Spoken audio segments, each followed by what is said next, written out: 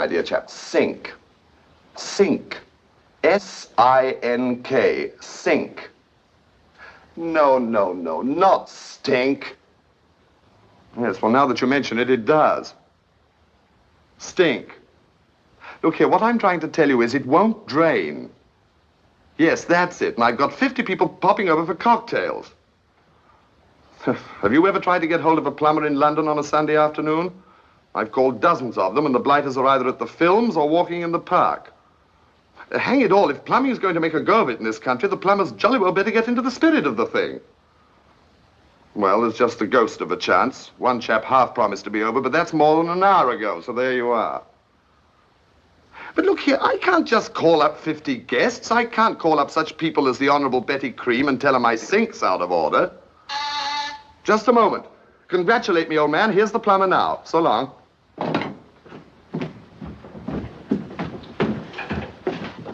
Come in, come in. Oh, excuse me.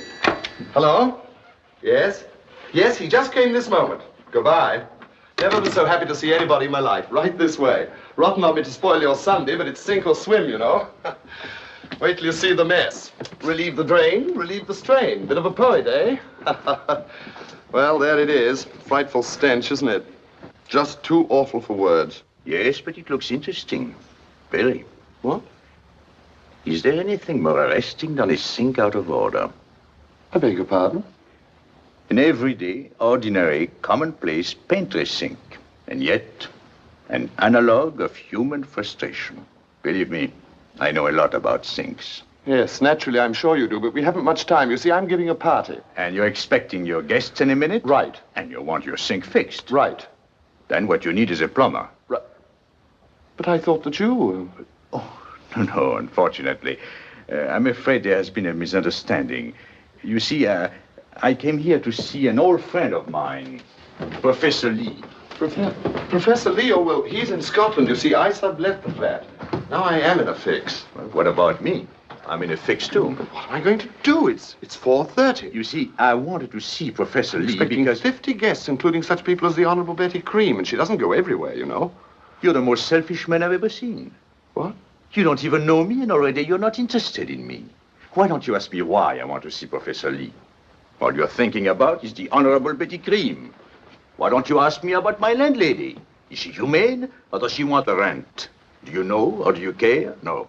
Have you even said a fig for Betty Cream, my dear sir? Is there anything I can do for you? Well, is there? Oh, thank heaven. I've misjudged you. My name is Adam Belinsky. Hilary Ames. I'm tired, my dear Ames. It's too bad Lee isn't here. By the way, do you know him? Not very well, no. Oh, magnificent fellow. He would have said, is there anything wrong, Belinsky? And of course I would have said, no, nothing. But he would not have believed me. He would have insisted on my taking a nap. Insisted, I assure you. He had the most charming way of forcing 20 pounds on one. Made you feel you were doing him a favor. Remarkable fellow. Obviously, well, I'm not precisely in the habit of forcing things on people, but if I can be of any service. My dear Ames, this is kind of you. Not at all. Do have a nap. Oh, excuse me, Mr. Belinsky. This must be the plumber. Good afternoon. Good afternoon. Well, shall we have a go at it? I beg your pardon? I'm Uncle Arne's niece. Mr. Porritt, that is. I'm sorry, there must be some mistake. Mistake? Aren't you? Of course you're Mr. Ames. I could smell you a mile off. You're the gentleman who phoned. I have a wild idea that this has something to do with plumbing. Oh, you mean Porritt the plumber? Yes, of course. Come in, won't you? Well, where is he? At the cemetery, clipping Aunt Nellie's grass. Pardon? He never gets through till sunset. But when you talked about your troubles, you sounded so stopped up that I thought I'd have a fling at it myself. But look here, are you a plumber? Oh, no. But I've been around pipes and sewers and taps and things ever since I came to live with Uncle Arne. And, of course, I've watched him work. He's a good plumber. But if you ask me, much too conservative. Conservative? Though he votes Labour. But when it comes to pipes, he takes the long road. Fiddles and faddles. Turns a nut, gets a drop here and a drip there, when one good bang might turn the trick in a jiffy. Yes, and might smash the pipe to smithereens. But on the other hand, it mightn't. And when you're up against time, you have to chance it. Why don't you let me have a whack at it? Oh, no, you don't. My dear Ames, where is the gypsy in you? Where is your sense of adventure? Are you the type of man who puts on his pants before he answers the telephone? What if the thing does go wrong? Let's assume the whole place gets flooded and there is no party. You save your liquor. Is that bad? But if this girl succeeds... Please, sir, do let me. By Jove, I'll do it. Yes, I'll do it. Come on. Relieve the drain, relieve the strain, eh? Well, there it is. My fate's in your hands. My. What a congestion. It's more stopped up than you sounded. I never thought it'd be as good as this. I can't thank you enough, Mr. Ames. Well, not at all. You know, I'm having a party. Yes, yes, I know, but I'm not at all certain I can stay. We'll see.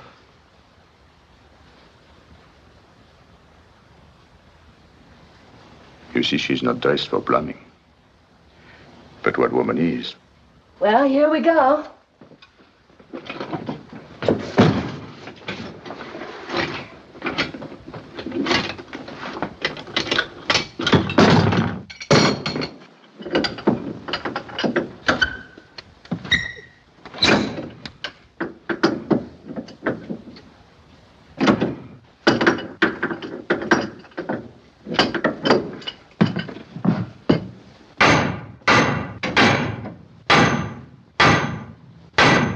Have you ever had tea at the Ritz? Tea at the Ritz? I have, last Saturday.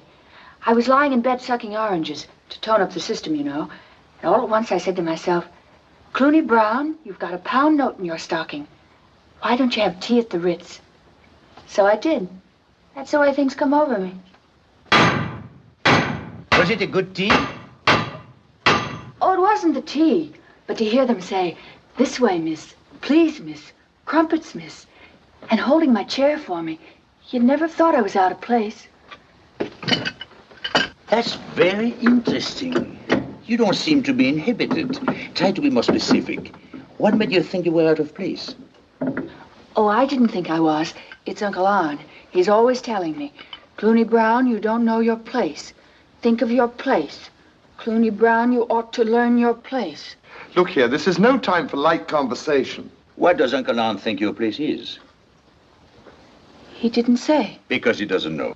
I say it's 10 to 5. Nobody can tell you where your place is. Where's my place? Where is anybody's place? I'll tell you where it is. Wherever you're happy, that's your place. And happiness is a matter of purely personal adjustment to your environment. You're the sole judge. In Hyde Park, for instance, some people like to feed nuts to the squirrels.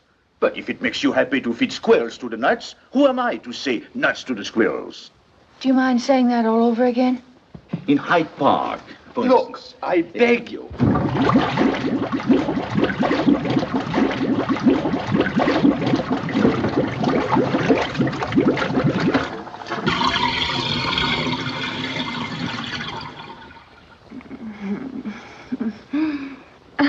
Oh, what a wonderful day this has been for me. My first sink and my first cocktail. A martini cocktail with an olive. Thank you. You've been so understanding. Have some more. Should she? Definitely. Oh, yes, thank you. Oh, I feel lovely. I can't quite describe it. I feel chirrupy. Chirrupy? I don't ever recall feeling chirrupy. I'm afraid you never will, my dear Ames. There isn't a chirrup in you. Isn't it funny? Now I feel entirely different. I know what it is. I know. It's coming over me. That Persian cat feeling. Meow. Meow. What's a Persian cat feeling?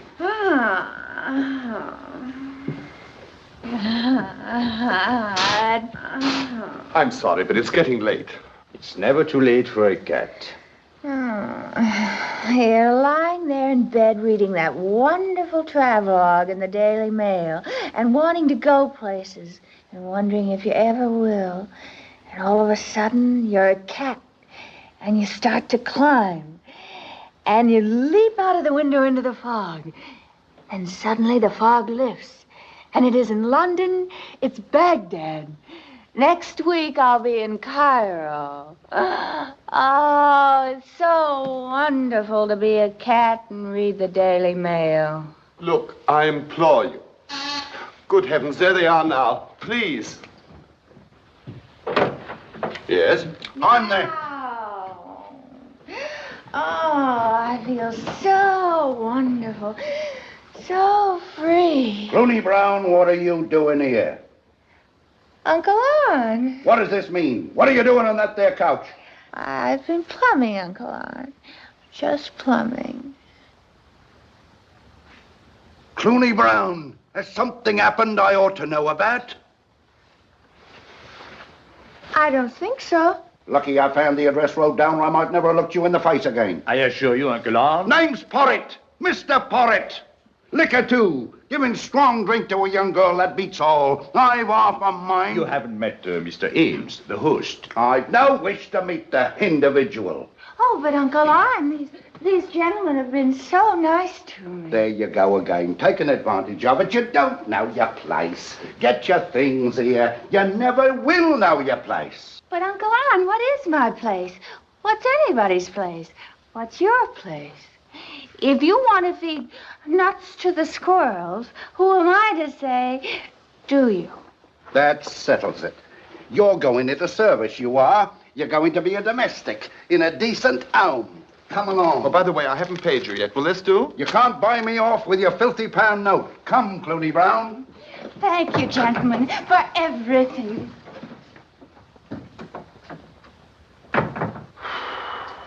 A British subject calling a symbol of the empire filthy.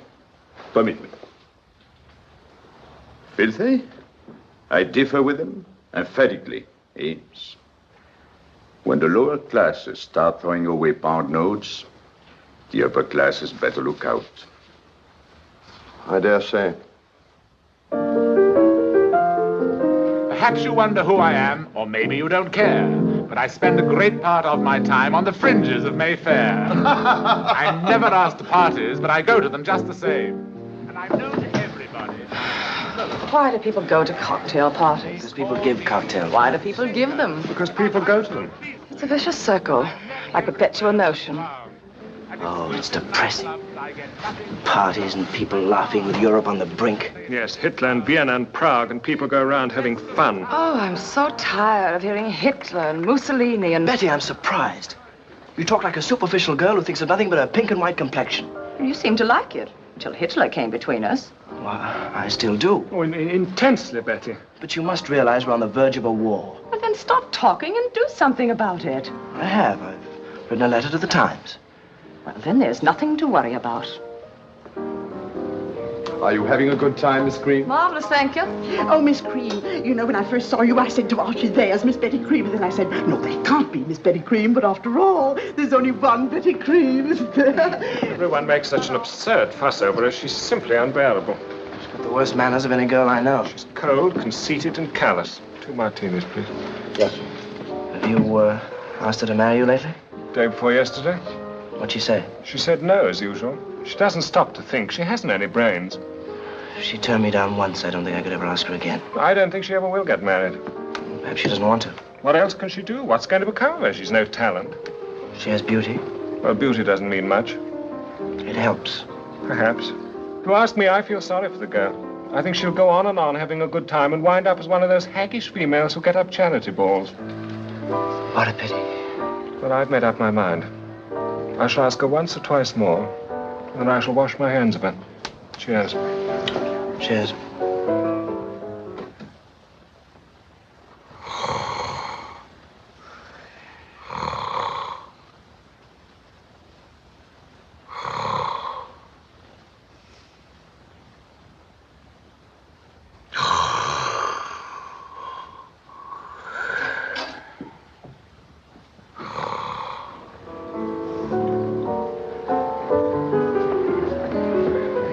Found something interesting. A man. The place is full of men. But this one's in bed. Come and have a look.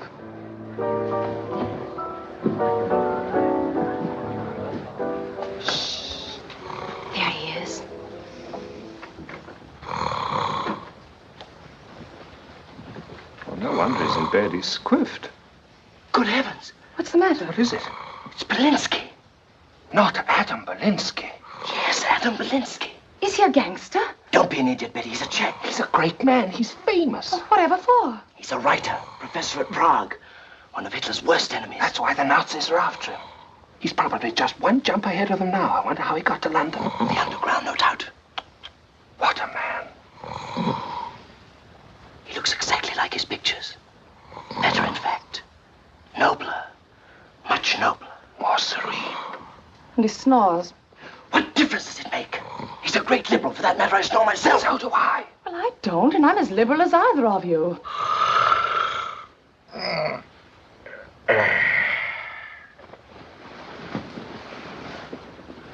Hello. Hello?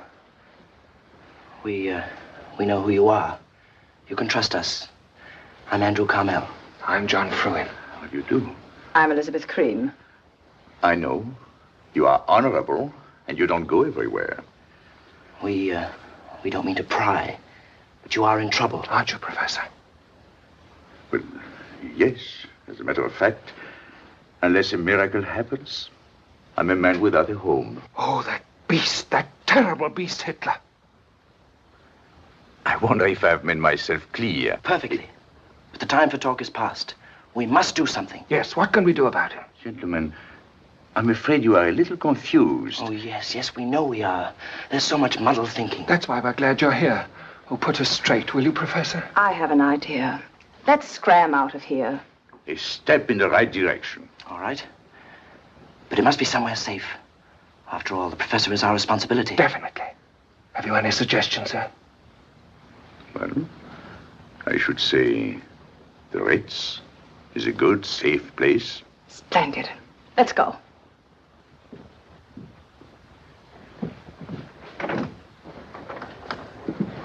It takes a lot of nerve for a man in his position to show himself at the Ritz.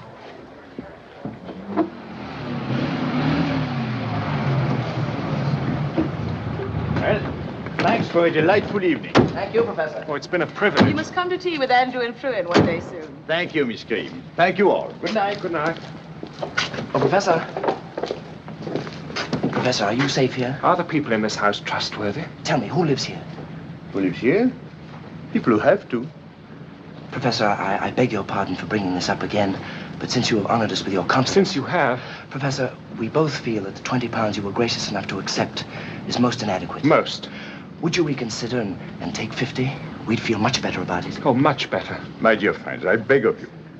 I need 20 pounds, and you were good enough to lend me 20 pounds. And that's all.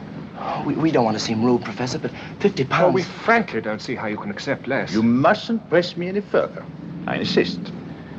We understand perfectly, Professor. Perfectly. However, should the occasion arise when I need 30 additional pounds, you will give it to me and nobody else. Is that a promise? My word of honor. Oh, we appreciate this. Good night. Good night. Great man. Really a great man.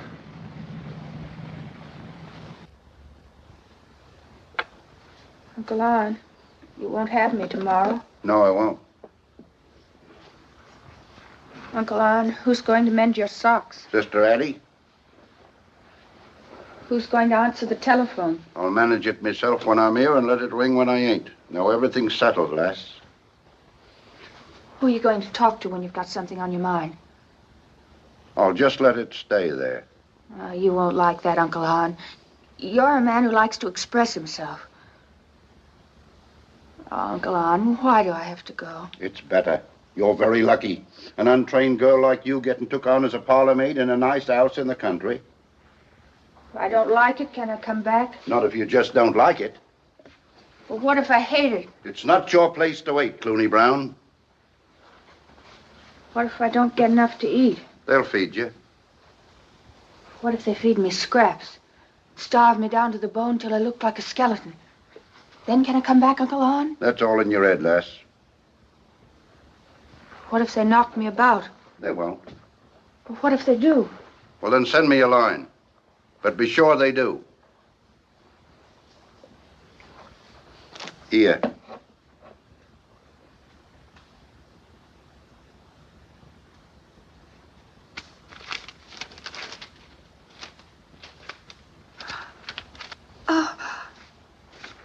Oh, Uncle Art, it's so nice of you to give me this. It'll remind me of home.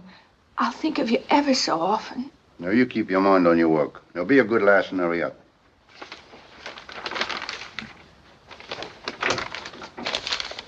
Uncle Art. Aye? Do you know why girls leave home? Girls leave home because they're thrown out.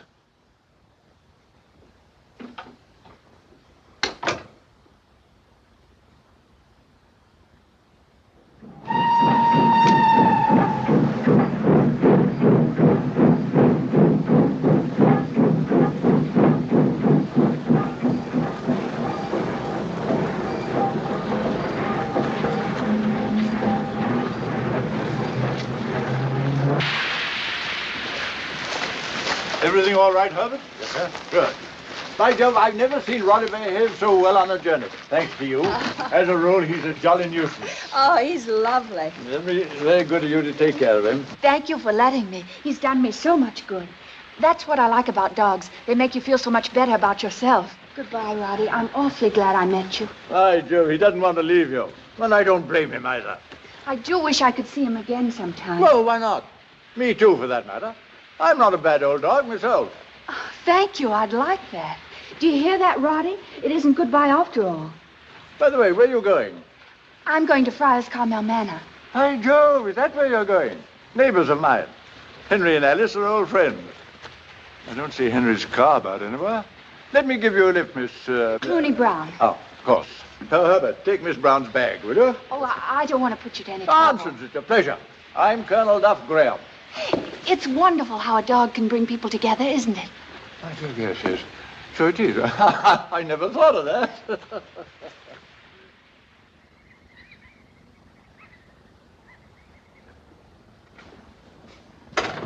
Wonder what it'd soothe old Puffy. Well, you might tell him about the gardens.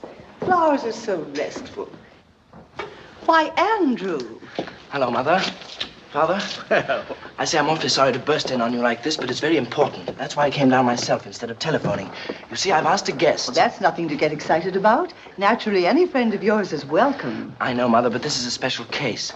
I wish I could bring him down myself, but I have to stay in London, so he's coming alone tomorrow night. you mean you're sending the fella down here and you... I know it's strange, Father, but I told you it's a special case.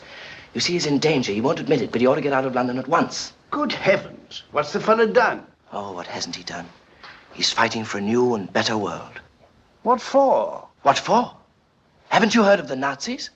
Oh, yes, German chaps. Always wanted to see one. Send him down by all means. Father, he isn't a Nazi. He fights the Nazis. He's a Czech. The Nazis are after him. Oh, Father, you're sitting on a volcano. Battleships and tanks won't help you. Believe me, England won't be safe until we produce our own Belinskis. What the devil are Belinskis? What the devil are Belinskis? Oh, I give up. What are Belinskis? Now, don't go all to pieces, Andrew. If England must produce Belinskis, why, we will produce Belinskis. Britain has never failed. Now, have your tea, dear. Mother, Belinsky is the man's name. Professor Adam Belinsky. Oh, I see. Of course, we'd be glad to make his weekend as pleasant as possible. Mother, this isn't the matter of a pleasant weekend. It's a matter of life and death. I don't know how long he's going to stay. It may be a week, it may be a year, it may be permanently. Permanently a total stranger? Isn't that stretching it a bit? But, Father, he's given up everything. He hasn't any money. You mean the beggar's broke? Oh, you can't call a man broke just because he hasn't any money. Mother, I'm sure you understand. I'm depending on you to be very kind to him. Of course, dear. Now, let's have tea. I'm sorry I can't stay. I've got to get back to London But immediately. you just got here. I wouldn't rush off like this if it weren't most urgent. Thanks so much, darling. Andrew, it isn't Betty Cream, is it? Of course not. Now remember your promise, Mother. And I'll see you as soon as I possibly can. Goodbye. Goodbye, Father. Goodbye. I shouldn't be at all unhappy if it were Betty. Nice girl, sits the horse well. Why doesn't he marry and have done with it?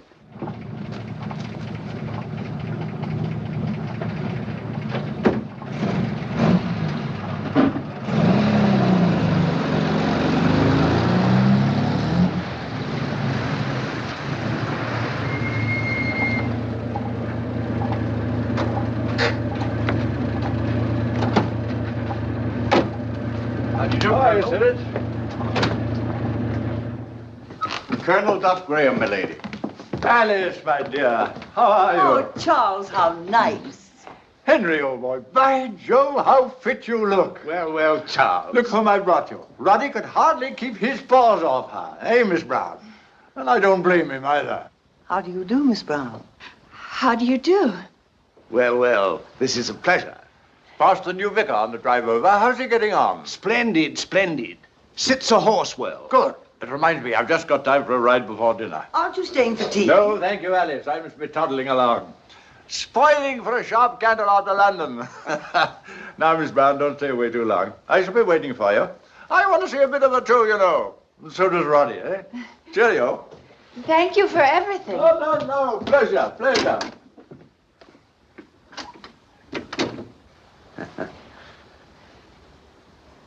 Won't you sit down, Miss Brown? Shall I? Certainly. Please. Have some tea.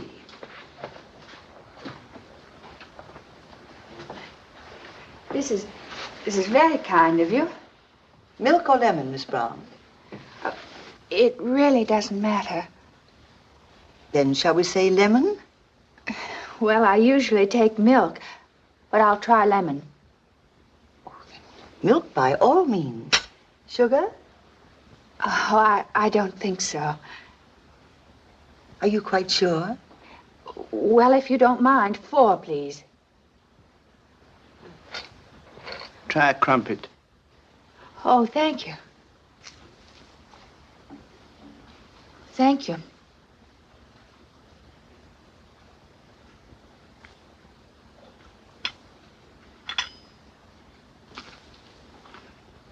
You know, I didn't think it'd be anything like this. You've both been so kind, and it's so lovely here.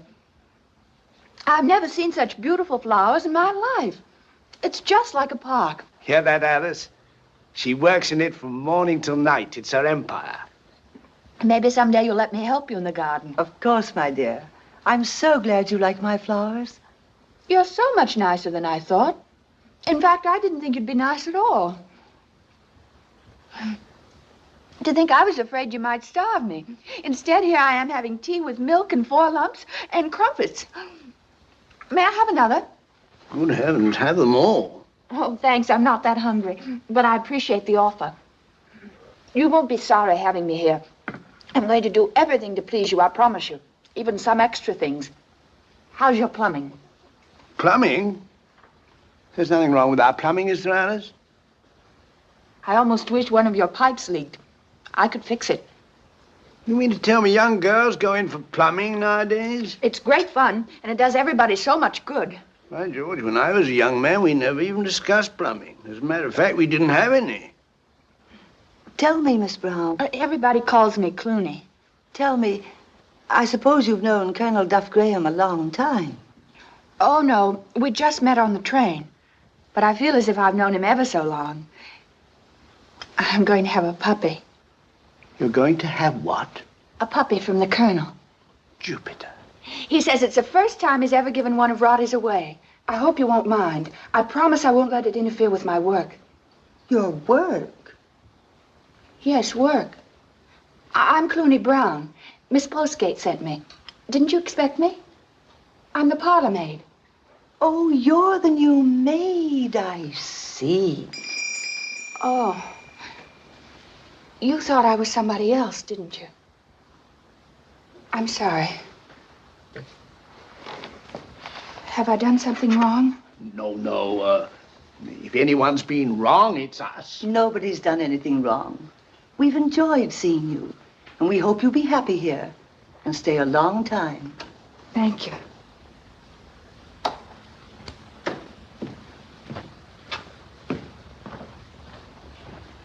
Sirit, this is Cluny Brown, the new maid.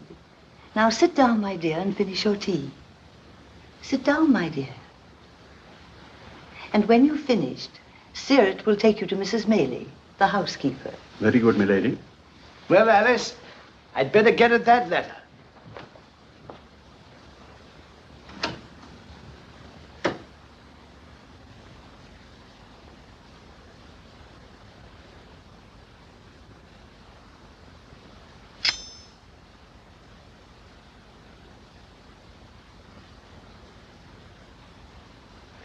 They're so nice, aren't they?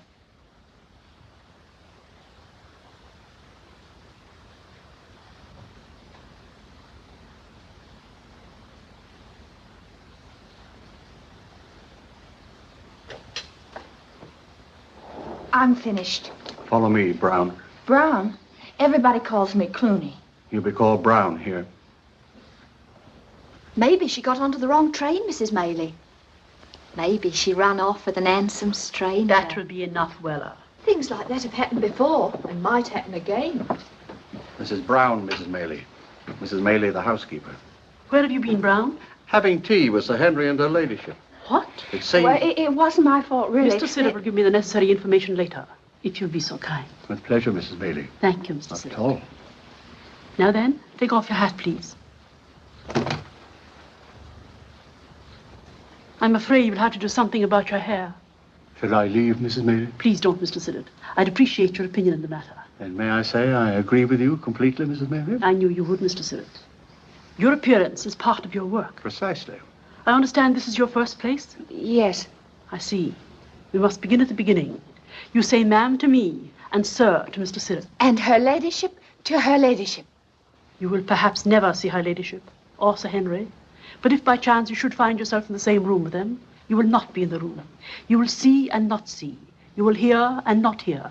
And should her ladyship happen to address you, which I very much doubt, but if she should, you will answer yes, milady, or no, milady, depending on the circumstances. However, these things will come to you more easily when you've put on your uniform. I couldn't have stated it better myself, Mrs. Maylie. Thank you, Mr. Siddle. And now, Brown, Weller will show you to your room.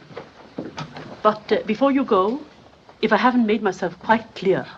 Oh, you've made yourself quite clear. I understand perfectly. For instance, if I feel like... What was it the gentleman said? Oh, yes. If I feel like feeding squirrels to the nuts, this isn't the place for it.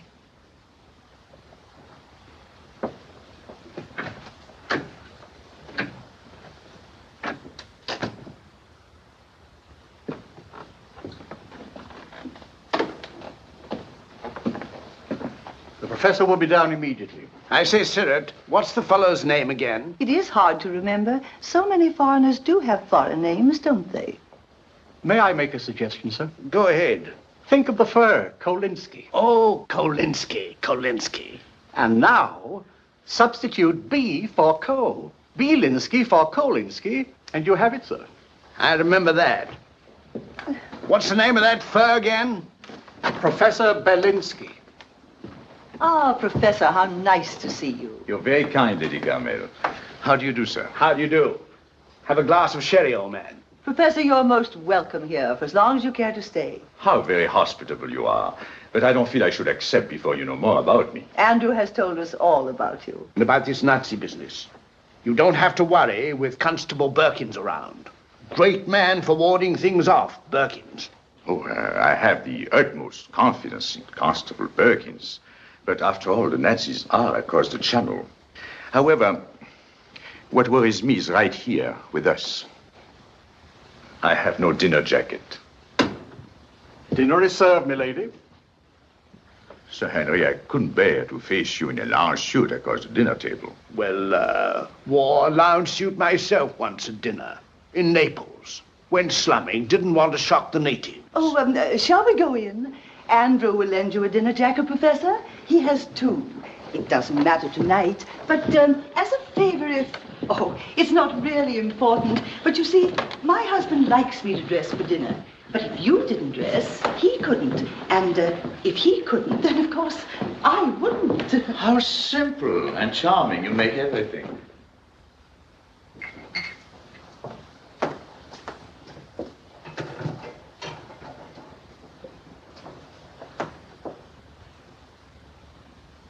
May I say something? Oh, please. Go ahead, Belinsky.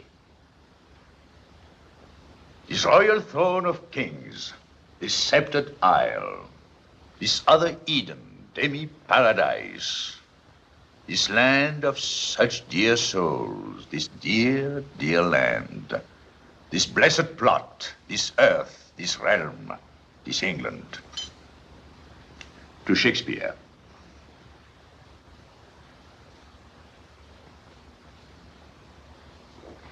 how well you speak English, Professor. Rolls right out of him. English is the universal tongue. That's what I call clear thinking. As a young man, my dear parents sent me on a tour around the world. I left speaking English, came back speaking English, never spoke a word of anything else the whole time. English is my husband's hobby. Yes, my husband enjoyed traveling. You know I didn't, darling. I went to St. Petersburg and saw the Tsar. I went to Constantinople and saw the Sultan. And when I got home, I took a good look at the first London bobby I saw and thanked my stars. If a man has a home, he should stick to it. Now, I'm a natural cosmopolitan. If one never gets out of one's own country, one becomes quite pot-bound. Personally, I should like to spend several months abroad.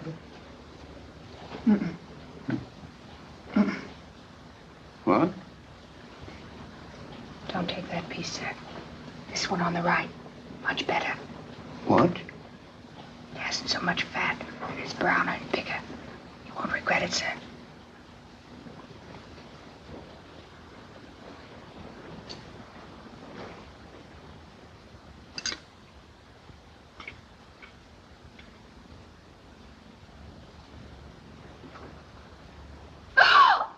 Nuts to the squirrels! I'm very sorry, milady. Outrageous, preposterous, strikes me speechless. A maid choosing my mutton for me. She will be dismissed immediately, sir. Oh, one moment, Sir Henry. You took the piece she suggested. May I ask you why? Because the other piece had a blob of fat on it. And this one is browner, leaner, and bigger. And you liked it better. And hang it all, it's just not done. What a pity. It should have been done long ago. Does it occur to you that for generations, the lords of Carmel have probably eaten the wrong piece of mutton? That's a very interesting way of looking at it. Besides, it's so difficult to get domestics to come to the country nowadays. Well, she needn't have dropped the platter and insulted my friend. What was it she said to you? I remember very well, sir. It was, if I may take the liberty of repeating it, nuts to the squirrels. Doesn't make sense. No, it doesn't. It should be squirrels to the nuts. But I have an open mind. And if someone says to me, nuts to the squirrels, I accept it. You may be inclined to say that to me yourself someday when you know me better. And I'm not so sure that you will include the squirrels. That's much too deep for me, Belinsky. If I may say so, milady, the sooner the young woman is dismissed, the better. Oh, please, Monsieur Siret. I know that in the policies of the kitchen, the balance of power rests with you. I also know that as a guardian of English customs and traditions, this young woman has offended your sensibilities. But permit me to quote someone to whom everything English was also dear. The quality of mercy is not strained. It droppeth as a gentle rain from heaven. To Shakespeare.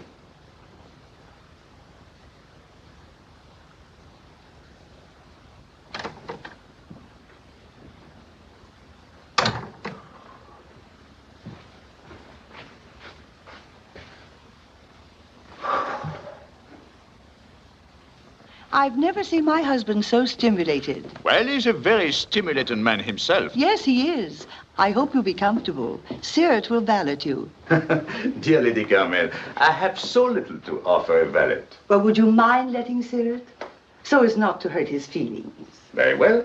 I have two suits. This and Ando's dinner jacket. They're both at Siret's disposal. Thank you. I hope you sleep well, Professor. Oh, by the way, there's a nightingale under your window. Oh, you should not have gone to so much trouble.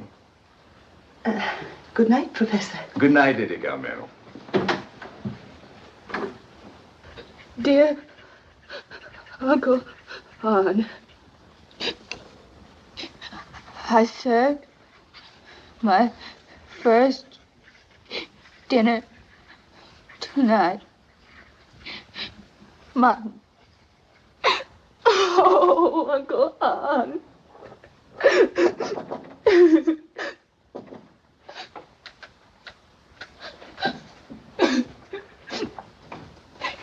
Good evening, Cluny. Oh, Cluny, I'm so sorry I upset you. How do you do, Mr. Belinsky? For heaven's sake, how did you get here? To Friars Carmel, of all places. Tell me, what happened? It's all Uncle Arn. You remember my uncle, don't you? Yes. Oh, but what's the use? Here I am in a uniform. Oh, Mr. Belinsky. Oh, no, Cluny. Look at me, I'm here, too. And I haven't even got an uncle. And, after all, you are at least a maid. I'm only a guest. And I would have to wear a uniform, too. A dinner jacket. But I don't want to be a maid all my life. I'll go on and on, dropping platters, putting hot water bottles into cold beds, and having Wednesday afternoon off in the village where the cinema opens only at night. What about me, Cluny? I'm a city man. I love cars and traffic and lights, smoke in my lungs. What have I got? A big-mouthed nightingale right under my window. Oh, it's so good to talk to someone who's out of place, too. Yes, Cluny. Talk to me at any time. Open your heart to me. Ditto. Oh, Mr. Belinsky.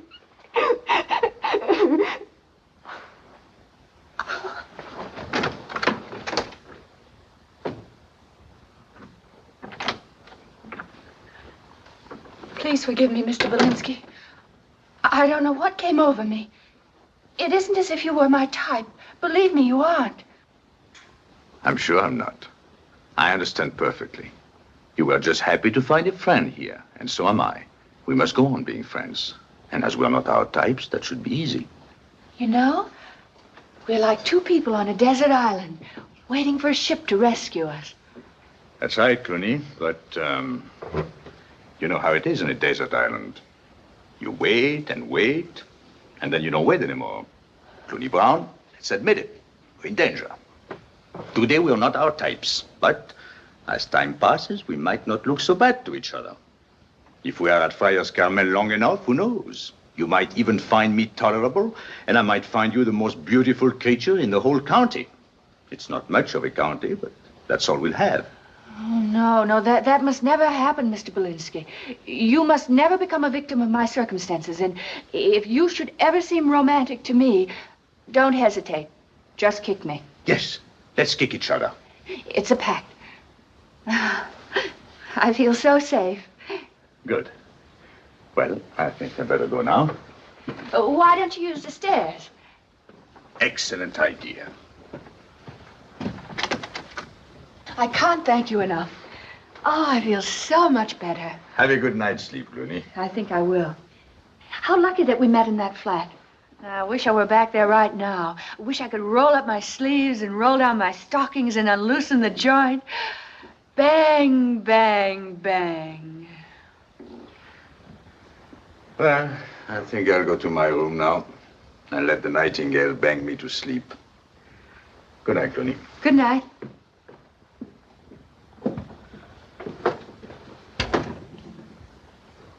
Well, Mrs. Maley?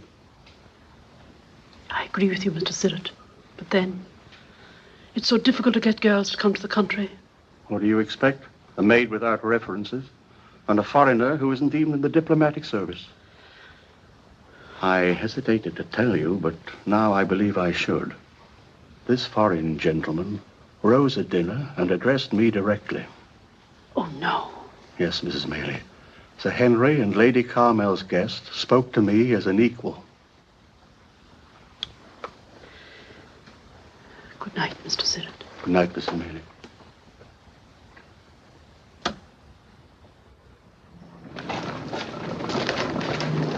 Good afternoon, Constable. My water. Afternoon, Berkey. Mr. Fetlock. Cluny! Oh, hello, Mr. Belinsky.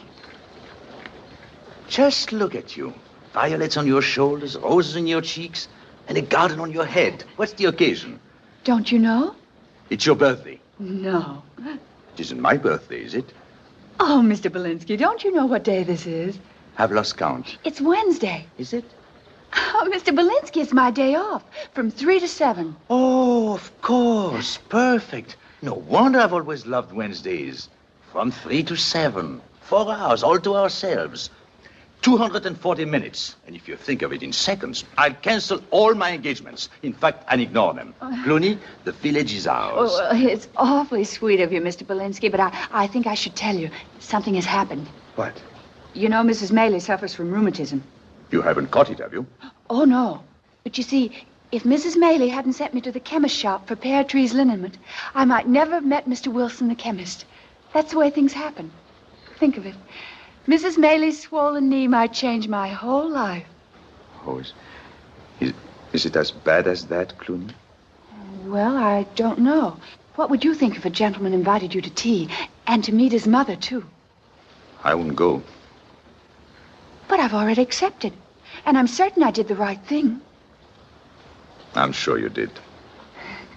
You know, Mr. Wilson's the only chemist around here for miles and miles. Oh, it's so exciting to meet a man who's surrounded by hundreds of bottles, and every one of them life or death. Mr. Wilson hinted when we get better acquainted, he might let me watch him make up a prescription. But this is confidential. Your secret will be buried with me. Well, Cluny, it looks as if your ship had come in. The glass of beer I was going to offer you seems awfully flat beside all those bottles and phials filled with magic. Well, have a good time, my dear. Thank you. Goodbye, Mr. Belinsky. Goodbye, Cluny.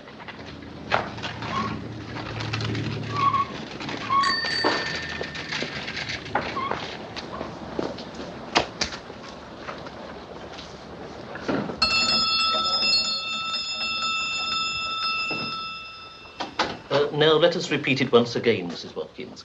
Tilt Master Richard's head back and squeeze 1 drop of the astringent into each nostril 3 times a day. Miss Brown? You're sure his nose will stop running, Mr. Wilson? Mrs. Watkins, it may interest you to know that after the use of 1 bottle of my nasal bath, the Marquis of Rockamere, a distinguished speaker, was for the first time clearly understood when he addressed the House of Lords last week. 2 shillings, please. Thank you, Mr. Wilson. Come, Richard.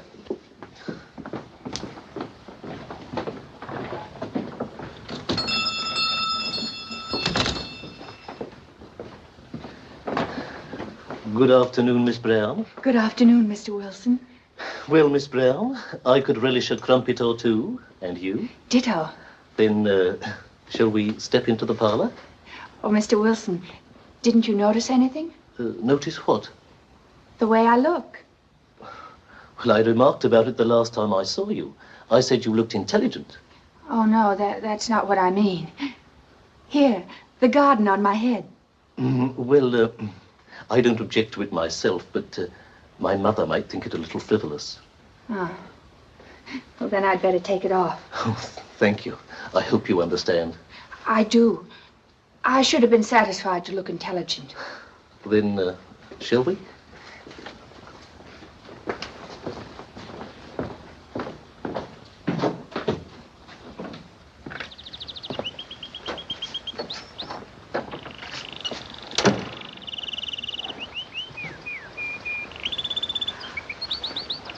Oh, what an elegant room. Well, it's not Buckingham Palace, but it's Wilson's little castle.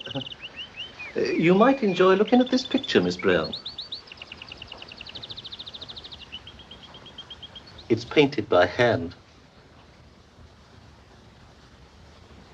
Poor little sheep. It hasn't much future, has it? Just mutton. And where would England be without it? If I was a sheep, I should be proud to serve the Empire. Now, Miss Brown, would you like to know where you are? Yes, I would. Then let us have a glance at the map of our valley. Just look at that. Are they battle flags? Well, not exactly a battle, Miss Brown, but a victory nevertheless. This is where I was born. And this is where we are at this very moment. And this is where I intend to remain for the rest of my life. Here in this very house. Oh, you have everything so perfectly planned. But what if the house burns down? Oh, I've considered that too. It won't. I've taken every precaution. You may have noticed the lightning rod on the roof. Moulton's Imperial Pinpoint, the very best. And if I should ever be blessed with little Wilsons, I should expect Mrs. Wilson to keep matches away from them. That isn't asking too much, is it? Oh, no. I think that's the least Mr. Wilson could expect from Mrs. Wilson.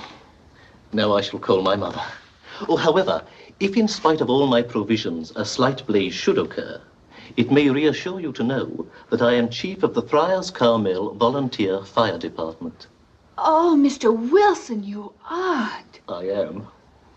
It would be almost worth a fire to see you in action. Thank you, Miss Brown.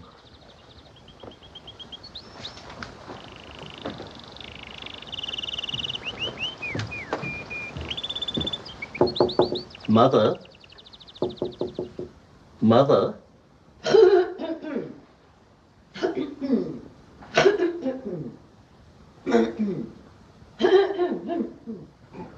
Mother's been resting.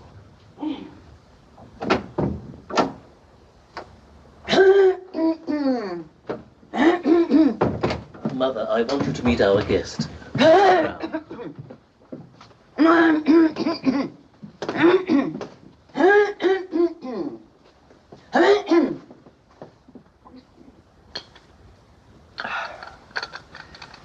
And now, Miss Brown, if you have no objection, I shall play something on the harmonium.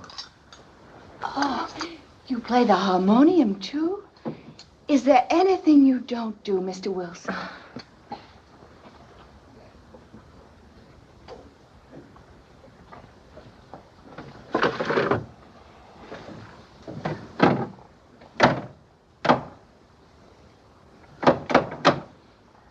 You have your choice. Sweet Alice, Ben Bolt, or Flow Gently, Sweet Afton. Oh, they're both so beautiful. I wish you'd decide for me, Mr. Wilson. Then shall we say Sweet Alice, and maybe Sweet Afton as an encore? Ready, Miss Brown?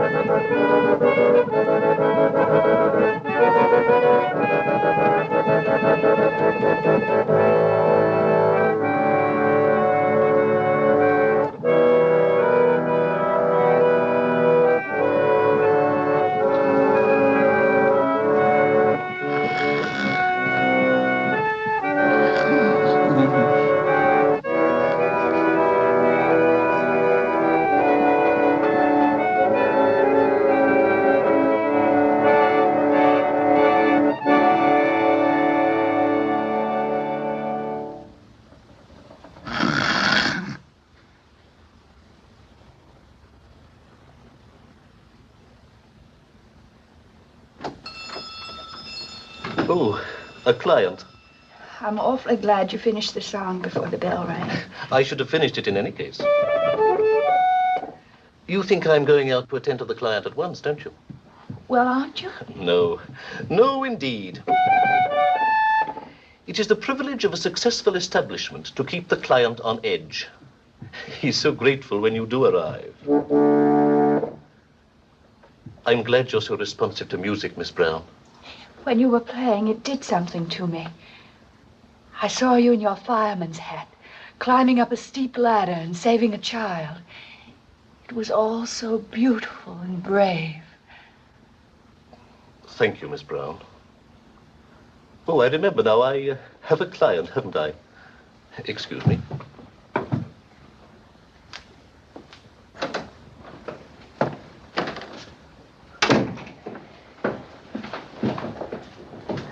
Yes, what can I... Hello? Hello? Outrageous.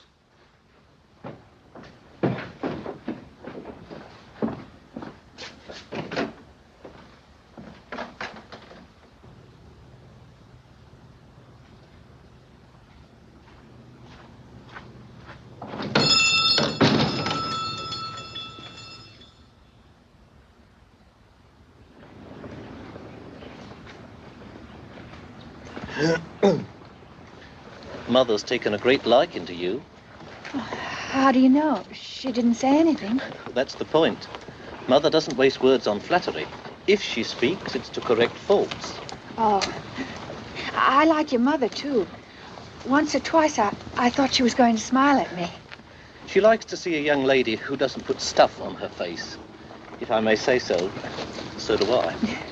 Well, it wouldn't do me any good. I tried it, but I look worse. They all look worse, only they haven't the sense to know it. Oh, it's Mr. Belinsky. Hello, Mr. Belinsky. Hello, Cluny Brown. Mr. Belinsky, this is Mr. Wilson, the chemist. How do you do? How do you do? Mr. Belinsky's staying at Friar's Carmel. Oh, a friend or relative of Mrs. Maylie or Mr. Sirrett, I suppose. Oh, no, he's a guest of Sir Henry and Lady Carmel. Guest? I understand Mr. Wilson's surprise. A guest is not ordinarily aware of the existence of a maid. That's what troubled you, Mr. Wilson, wasn't it? Exactly, sir. We understand each other, don't we, Mr. Wilson? Oh, thank you, sir. Well, you see, we at Friar's Carmel do not consider Miss Brown merely as a maid. No, we are very proud of our Cluny and interested in her welfare. And above all, in her friends. Naturally, I understand, sir. Oh, 7 o'clock, Miss Brown. Yes, how time flies. Yes, it does. But we must learn to fly with it. You're going to be a bit late. And I certainly don't want to make a bad impression on Mrs. Maylie. Well, I'd better lope along. Goodbye, Mr. Wilson. Goodbye, Miss Brown. Thanks for a wonderful afternoon and sweet Alice Ben Bolt. A very worthy young lady. I'd like a word with you, Mr. Wilson. I'm at your disposal, sir. Mr. Wilson, I presume that you have weighed your intentions toward Miss Brown as carefully as you weigh the contents of a pill. I assure you, sir, I am not the sort of man who would invite a young lady for tea, merely to while away an afternoon. Well, I must admit I was worried about Cluny, but you have relieved my fears, Mr. Wilson. You couldn't have prescribed a better sedative than yourself. Oh, thank you, sir. Not at all. Good night, Mr. Wilson. Good night, sir. Oh, Mr. Wilson. Yes, sir. You don't drink, do you? Oh, no, sir. Good.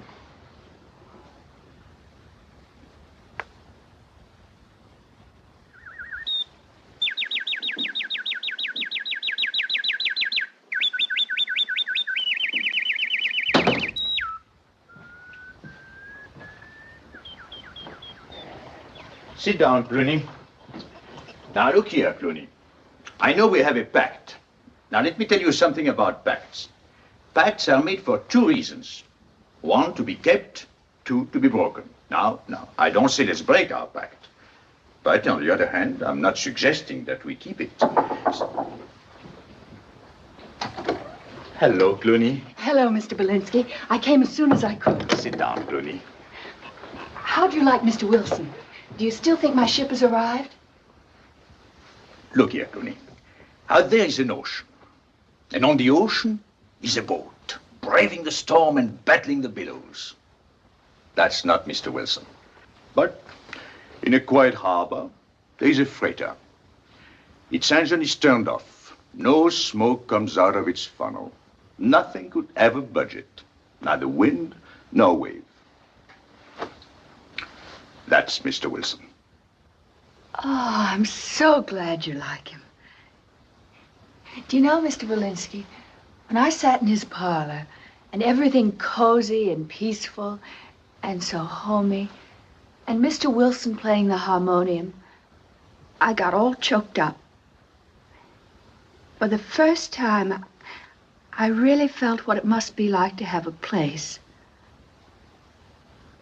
And then his mother started to snore. You like that?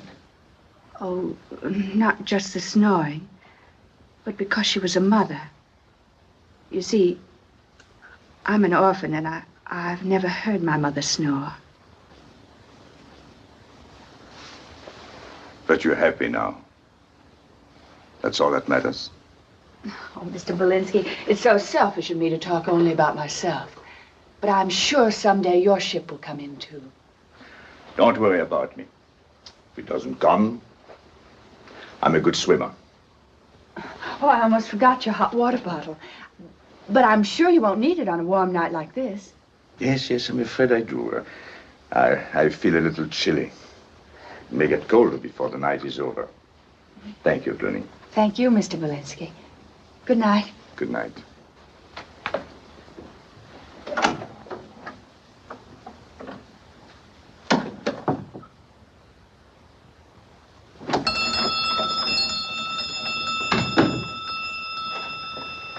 Yes?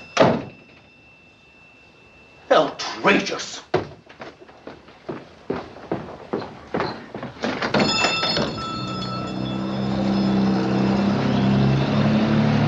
Good morning, sir. Good morning, Wilson.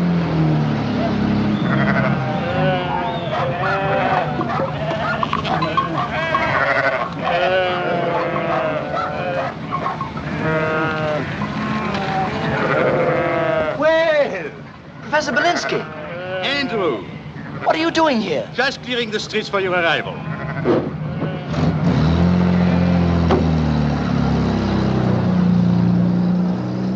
Well, I'm glad to see you, Andrew. How are you? Better now that I'm out of London. How is Betty Cream? I never want to hear that woman's name again. She isn't worth a man's time or energy. No woman is. They're all impossible, harebrained, self-centered, insensitive, idiotic. By George, the first woman that comes near me, well, they better stay away from me if they know what's good for them. And that's my last word. You're right, Andrew. Women are no good. Except as women. By Jove, you've said something, Professor. I must remember that. How are you? I've neglected you shamefully. What's been going on? Have you noticed anything suspicious? Anything that looks like a Nazi? Well, there is one particular cow, a brindle, who gave me a nasty look once or twice. That's Belinsky for you, tossing it over your shoulder like that. But I won't let you. You may not value your life, but I do. I have nothing else on my mind now. I can devote my undivided attention to you from now on. Frankly, Professor, I'm going to be a pest. And someday the world will thank me for it. Andrew, I thank you for it right now. But if you would only listen to me, I've tried to tell you so many times. I'm not in danger. You're not in danger? Well, naturally I am. Oh, that's more like it. But so are all my countrymen. So are all Englishmen. You, your father, the whole world. Yes, of course, but everyone is not Adam Belinsky. You're in special danger. No, Andrew, you're so good to me. I wish I were. Of course, I had a bad time of it until I reached England. I'll bet you did. And mind you, I may have a bad time of it again if they ever publish my book here or in America. What's holding it up? The publishers. The cads. So you see, there is a lull as far as danger is concerned. Now, why don't we take advantage of the lull and relax, shall we? No, I won't relax. I'm going to write another letter to the Times. Good. No, I'll join the RAF. Better. Join the RAF. Rise above the Times. Don't say anything to Mother. No, not a word. Morning, darlings. Hello. Hello. Why, that's Betty Cream. What's she doing here? She came this morning for the weekend. Why didn't you tell me? What do you care? You're through with women. Betty!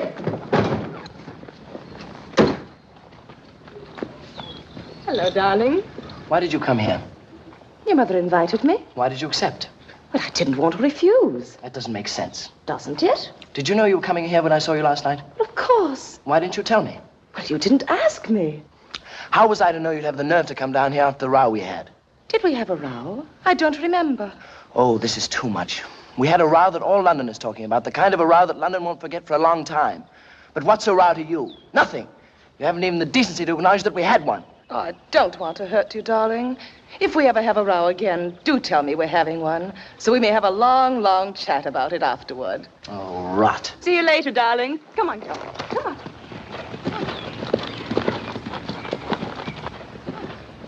That's letting her have it, old boy. Well, she asked for it. Think of it, one day some man's going to marry her. Decent chap, probably. Poor devil. There's only one thing I can say for her. She sits a horse well. Hang it.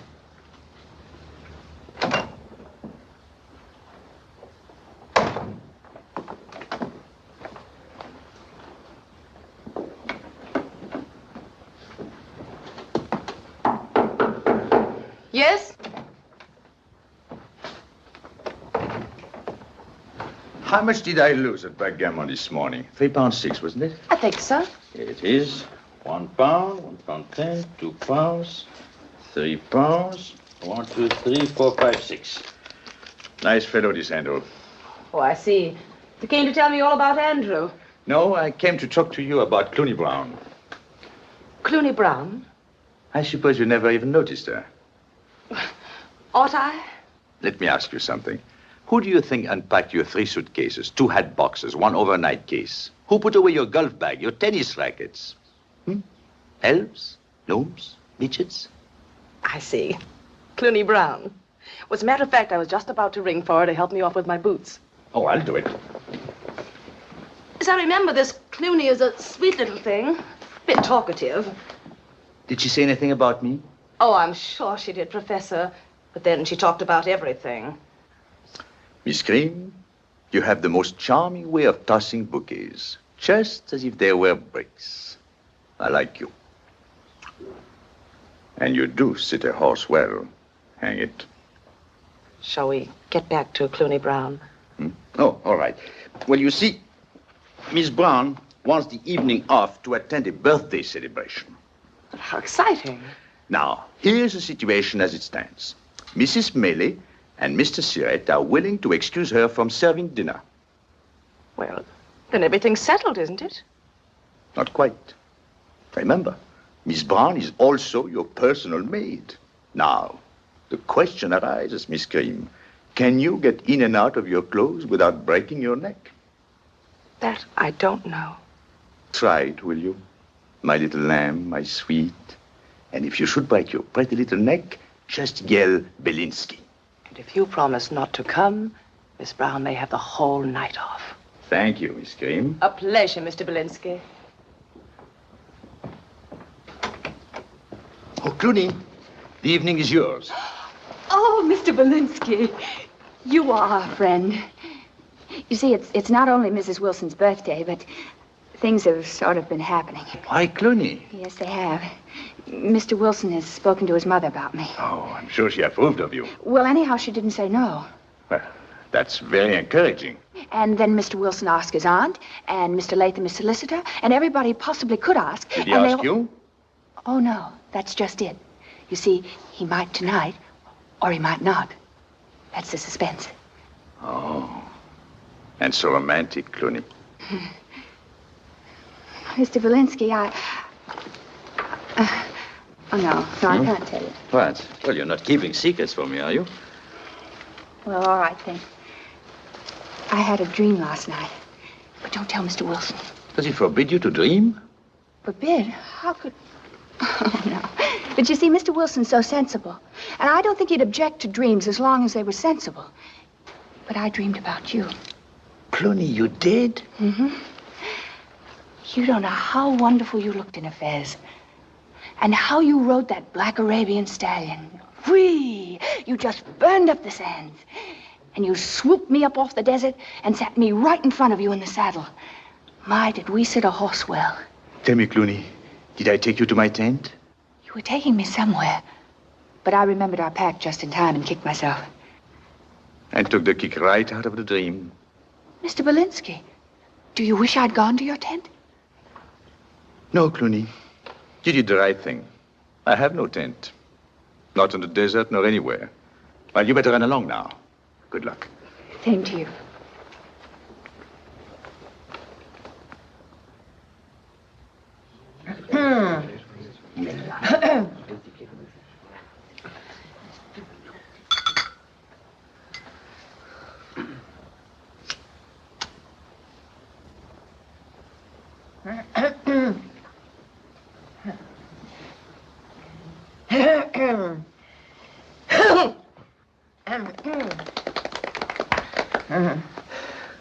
Mother, friends, as the Romans so aptly put it, tempora mutanta. That is to say, times change. 65 years ago, Mother wasn't even here. And today she has been here 65 years. Tempora certainly do mutanta. Thank you. But before we examine those 65 well-spent years, let me thank you all who came to celebrate this joyous occasion. You, Mr. Snaffle, Mrs. Snaffle, Miss Snaffle, Mr. Tupham, Mrs. Tupham, and Mr. Latham. Perhaps you noticed that I am guilty of an omission. But when you hear later what I have to say, or better, to announce, concerning a young lady not too far away, I am sure you will agree that sometimes an omission is an admission. I didn't do it. It's the plumbing. I just turned on the tap.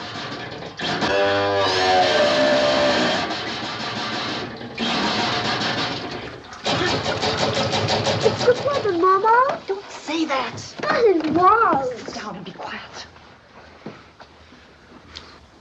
Let's go on. 65 years.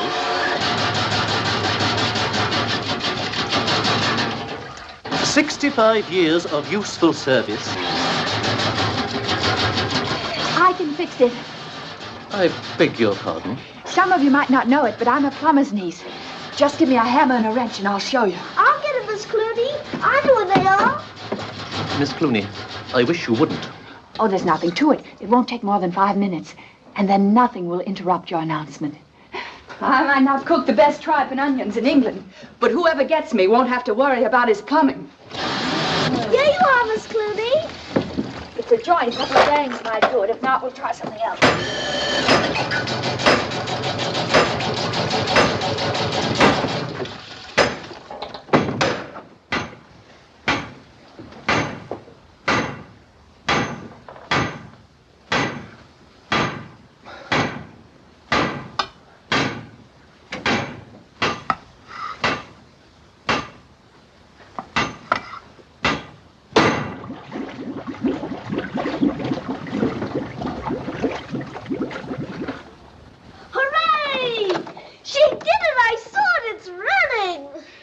That's my birthday gift to your mother, Mr. Wilson.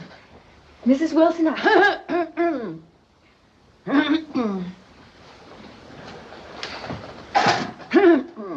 Good night, Mrs. Wilson. Good night. Good night, Mrs. Wilson.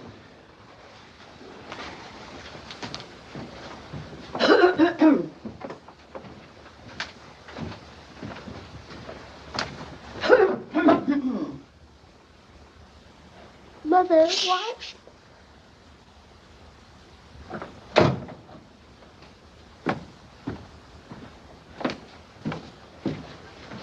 What's the matter? Is your mother ill? No. Mother just wanted to be excused. Goodness me, it's getting late. Yes, we really must be going. It's quite late. Thank you very much for a delightful evening. I hope it wasn't too much for your mother, my boy. I hope not. Good night, Mr. Wilson. Good night, Mr. Wilson. Good night, Mr. Wilson. Good night, Mr. Wilson. Good night, Mr. Wilson. Thanks for letting me watch, Cluny. You were a great help. Come on, Ronald.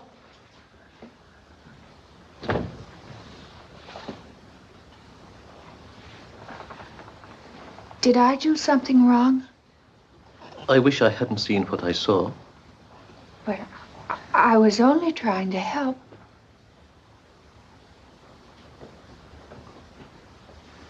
I'd rather not discuss anything till you make yourself presentable.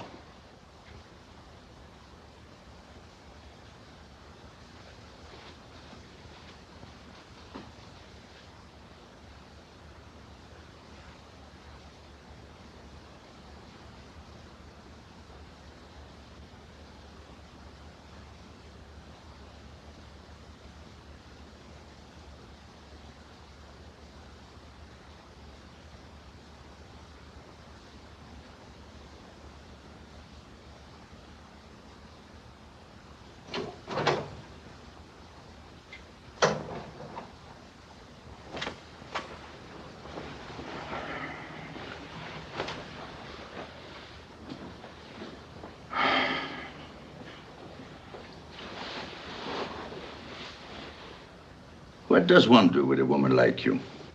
One feels like a fool and gets out. In a hurry, Professor. A good beating. That's what I ought to do. Give you a good beating. Sounds very tempting. But unfortunately, I've been brought up to resist temptation. Now, will you take your primitive instincts out of my room? Or shall I scream?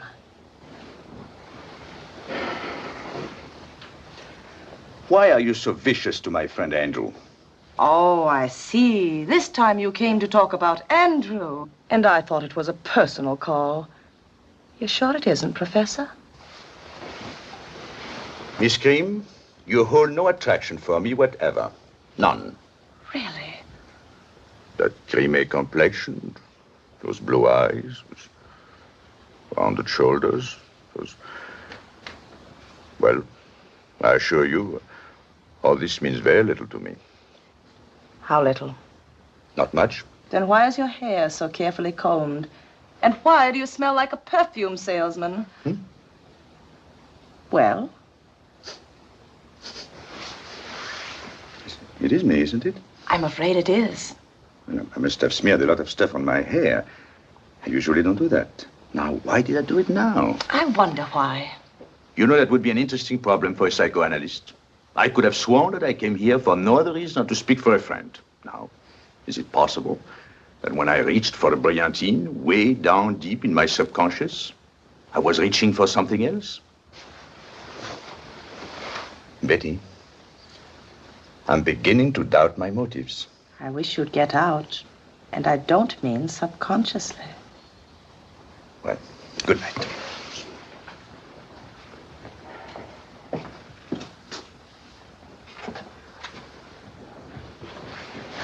Betty, why are you so nasty to Andrew? I'll scream. Why should you, Betty?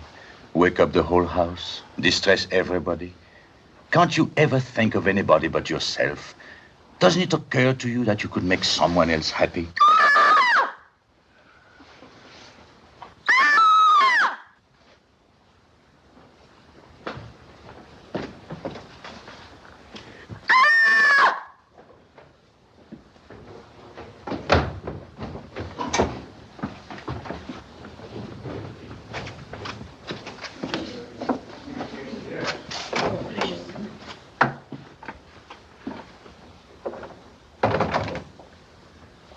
What's happened?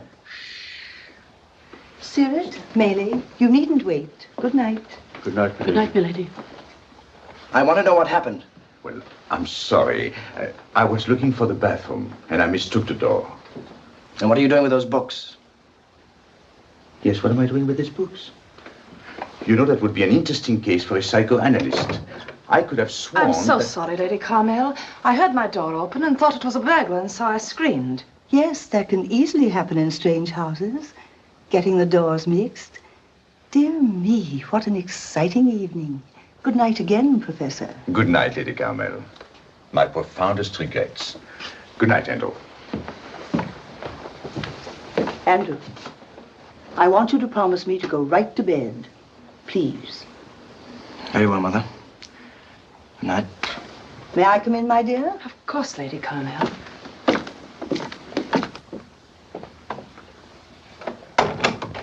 Get back into bed, Elizabeth. Yes, Lady Carmel.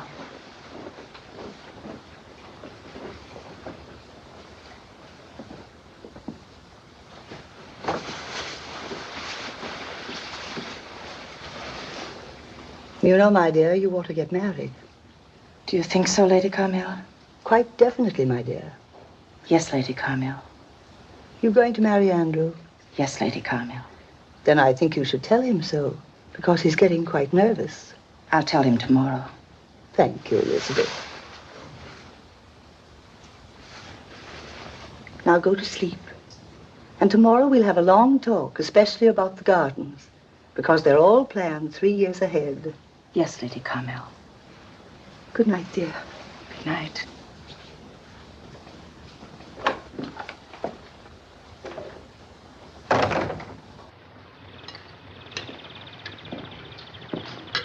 Oh, there you are. I want a word with you,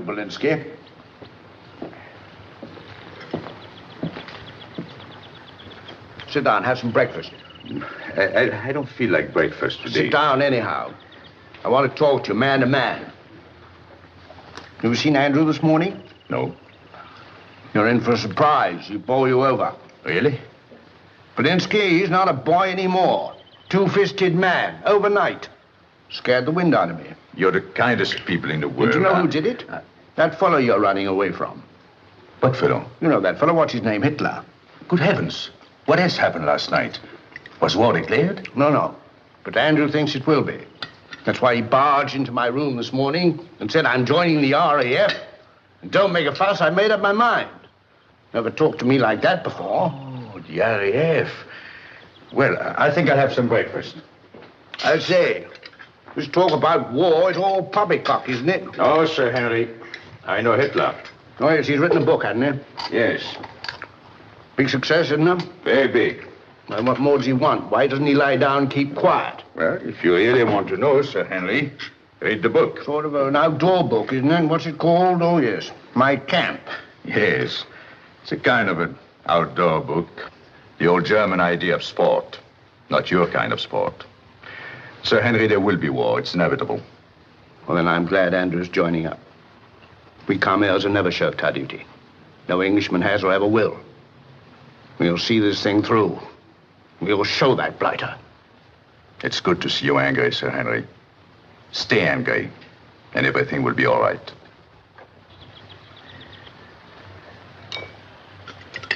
Henry, have you ever seen such roses? Good morning, Professor. Good morning, Lady Carmel. Good morning, Miss King. Good morning, Professor Belinsky. Good morning, Otto. Morning. Oh, Professor, you've heard the good news about Betty and Andrew, haven't you? You may congratulate us if you like. We're going to be married. Imagine all this going on last night, Adam, and we slept through it all like a couple of babes. I wish you all happiness. You're both very lucky. Thank you, Professor. Well, I'm glad this happened while I'm still here. Lady Carmel, I was going to look for you. I'm leaving. What? Who's leaving? I am, Sir Henry. I know it's rather sudden, but I must get back to London. It's most urgent. But you're coming back right away, aren't you, Adam? Well, I wish I could, Sir But you Henry. are coming back. Now, Henry, we must leave that to the Professor. We're very sorry to see you go. So am I, Lady Carmel. But hang it all. Took me quite some time to learn to say Belinsky. And now that I can say it... No, Adam, this is beastly selfish of you. Oh, Professor, I want a word with you. Please, Andrew. No, you're right, Andrew. Give him a good dressing down. Tell him what's what. I intend to, Father. Professor?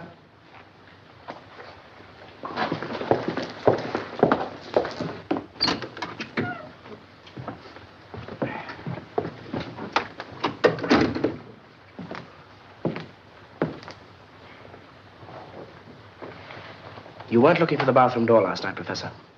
You don't believe it, eh? I didn't believe it last night, and I don't believe it now. I don't believe it either. But, Andrew, if I should tell you that I went into Miss Cream's room last night... In a dressing gown? Your dressing gown? That doesn't matter. All right. Forget the dressing gown. I won't. Dressing gown or no dressing gown, if I should tell you that I went into Miss Cream's room last night to talk about you, would you believe that? Would you? No. But I did. Professor. Yes, my friend. Professor, I have great respect for you as a writer, as a philosopher, as a man of principle. Thank you. But I'm going to knock you down. Sorry. So am I. Well, let's get it over with. Sooner the better.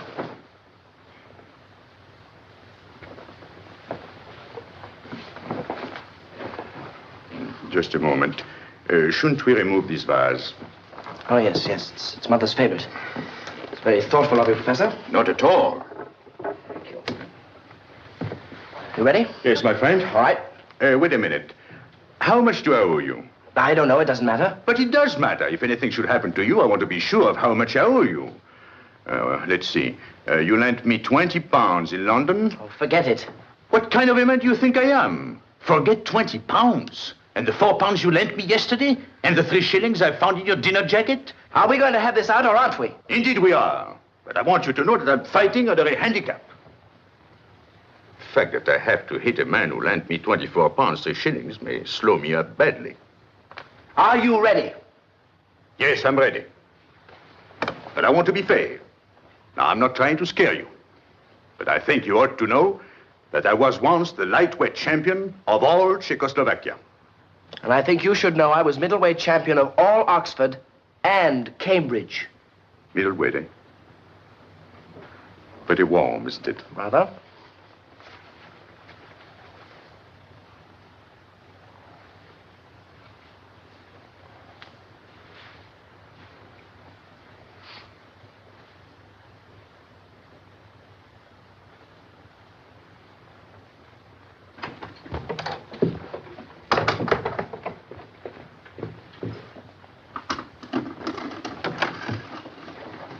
Andrew?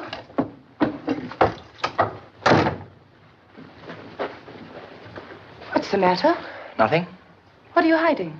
I'm sorry, Betty, but this is something that doesn't concern you. Why, Andrew Carmel, are we starting out with a secret? Is this the kind of marriage we're going to have? Oh, darling, trust me. Please trust me. Darling, if I trust you now, I'll always have to trust you, and I won't. Now, what have you got behind your back? I suppose you think it's rather foolish of me to lend the professor £50. Foolish? Give him £100, 200, 300. Oh, now, wait a minute. I'm very fond of the professor, but after all, walking into your room like that... Well, thank heaven he did. If I hadn't screamed last night, we wouldn't be engaged today. You always behave so well, I might have died an old maid. You're so right, Betty. We all behave too well. We never do the wrong thing at the right time. I've said it before, and I'll say it again. What England needs is more Belinskys. I think one is quite enough. Come along, darling.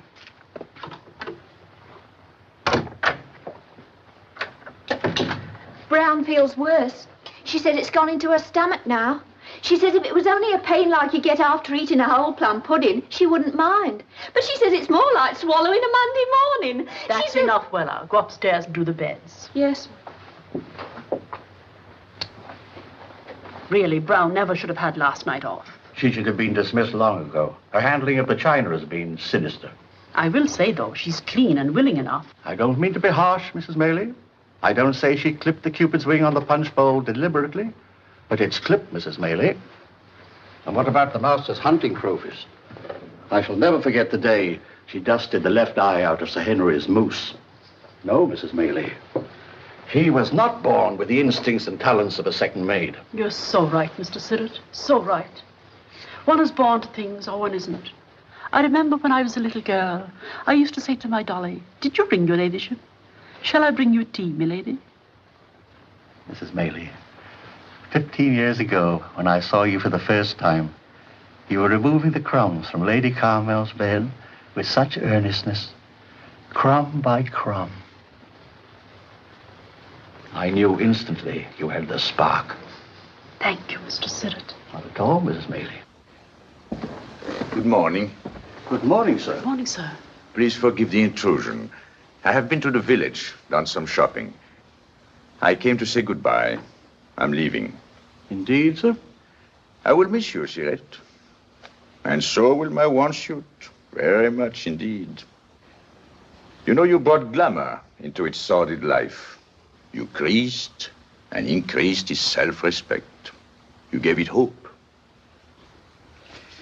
Thank you, Monsieur Sirrett. Thank you, sir. Shall I pack your things, sir? Oh, that would be very kind. This is for you, Mrs. Maylie. Thank you. Thank you, sir. Where is Cluny? I have a little something for her. Brown's indisposed. Oh? Nothing serious, I hope. Oh, no. I'm afraid the birthday party was a bit too much for her. Oh, I see. Don't you think she's a fortunate girl, sir? It isn't often a person in her place attracts a man like Mr. Wilson. Yes, indeed. A man like Mr. Wilson. Shall I call her? I'm sure it's all right. right. No, please. Don't. No, it's better like this. Will you be kind enough to give her this for me? And tell her, please, that I'm so happy her ship has come in. And that I wish her bon voyage with all my heart. Bon voyage. I'll tell her, sir. But should she ever feel unhappy, tell her just to close her eyes and say, squirrels to the nuts. You will remember that, Mrs. Mary, won't you? If she's ever unhappy, she's to close her eyes and say, nuts to the squirrel. Oh, no. Squirrels to the nuts. Squirrels to the nuts. Very good, sir. Goodbye, Mrs. Maylie. Goodbye, sir. Goodbye, Lady Carmel. Goodbye. Goodbye. Goodbye, Professor. Goodbye, Andrew. Goodbye, Professor. Goodbye, sir. Goodbye. Now look here, Adam. We're going to write each other, aren't we? Certainly. None of your puny hello and how are you letters, but something solid, not under 5 pages. Something you can get your teeth into. Definitely, Sir Henry. Oh, Adam, what's your address? Oh, just Belinsky, London. You might add general delivery. They know me there. I'll remember that. Bye. Bye.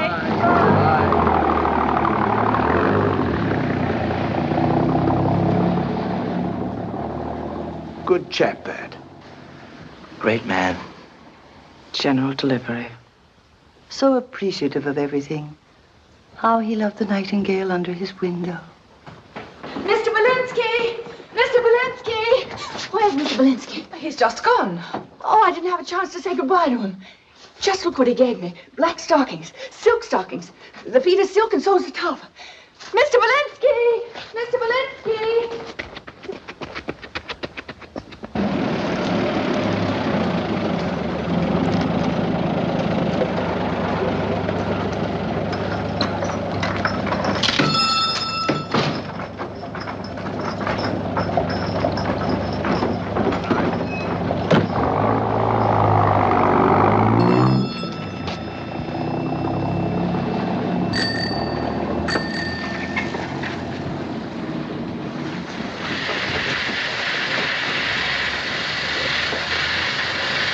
Mr. Belinsky! Mr. Belinsky! Cluny! Oh, Mr. Belinsky, I want to thank you. They're beautiful. Why didn't you say goodbye to me? You know, we might never see each other again. Yes, I know, Cluny. It's kind of awful to think of. Yes, it is awful. But how is Mr. Wilson? Oh, he's better. Was he sick? No, he was upset about his mother. What's the matter with her? She was upset about me. Mr. Belinsky, I disgraced myself last night. Everybody thought so. Mr. Snaffle, Mrs. Snaffle, and especially Mr. Latham. What did you do, Cluny? Well, you know what plumbing does to me. Just can't keep my hands off it. And I didn't last night. Oh, I don't blame Mr. Wilson. You know, Mr. Belinsky, men just don't marry plumbers. Mr. Wilson had a long talk with me afterwards. He told me what he thought of me. Some of it was in Latin. He said, with his standing in the community, he cannot afford a wife who is subject to impulses, either to pipes or to himself. That was when he banged on the table. Now, you'd believe everything is over between us, wouldn't you? Well, it isn't. Mr. Wilson is a very generous man. He's going to ask his mother to give me another chance. That's very kind, isn't it? No one could expect more. So if everything turns out all right, I might still be Mrs. Jonathan Wilson. That is, if I don't behave foolishly again. And I won't. I'm certainly going to watch myself. One can't be foolish and have a place in life, can one?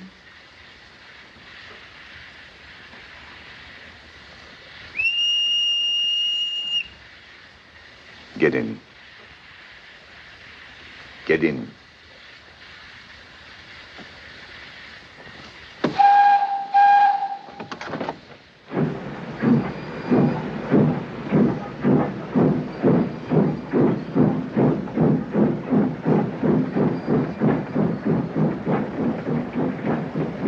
Where are we going, Mr. Belinsky? General delivery. Are you expecting a letter? Always. That's what's so wonderful about general delivery. Letters pour into it. Millions of them. Greetings from all over the world. You know, I've passed it many times and I've never thought of that. You do make one see things. And among all those millions of letters, there might be one for For us, Cluny, it might be very disappointing, but it might be good news. It might come from America. Mr. Belinsky, you sound as though you like me. Cluny, if I were rich, I would build you the most beautiful mansion with the most exquisite and complicated plumbing. And right in the middle of the most elegant housewarming party, I would hand you a hammer and say, ladies and gentlemen, Madame Cluny Belinsky is about to put the pipes in their place. Madame Belinsky. That's as good as Mrs. Belinsky, isn't it? Take off that silly cap.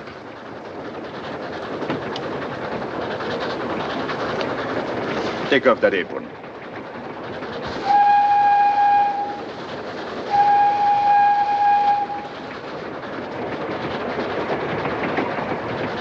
You will never have to serve 3 meals a day again. On the other hand, you might not have 3 meals a day. Sometimes maybe only one. And sometimes maybe only none. I don't care so long as we eat it together, Mr. Belinsky. Just for that, we're going to have 3 meals a day. With hors d'oeuvre and champagne and snacks between. You know what you've done to me? I was going to write a book. Morality versus expediency. With luck, I might have made barely enough money for myself. But now, you know what I'm going to do? I'm going to write a bestseller. A murder mystery. A murder mystery? What's it going to be about? A murder. A man gets murdered. Who's the man? A rich man. Oh, yes, there's no use murdering a poor man. How right you are. You see how well we work together? Who killed him? Who did it? For 365 pages, I will not know myself. But when on page 366 it finally comes out, will I be surprised? And so will millions of others. Cluny, this book will make enough money for both of us. Oh, but, Mr. Belinsky, what if there should be 3 of us? Then I'll write a sequel. But why limit ourselves? I'll write a serial. Oh, Mr. Belinsky, I don't think I'll have much time for plumbing.